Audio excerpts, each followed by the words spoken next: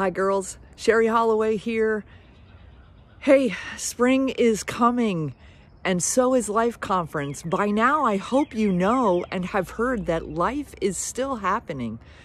With the closure of Clarks Summit University, there was some questions, I'm sure, perhaps in some of your minds.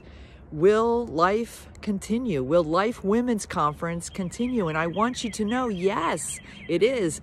I'd love to share with you some of the things that God has done and made it really evident to us that we're supposed to take this forward.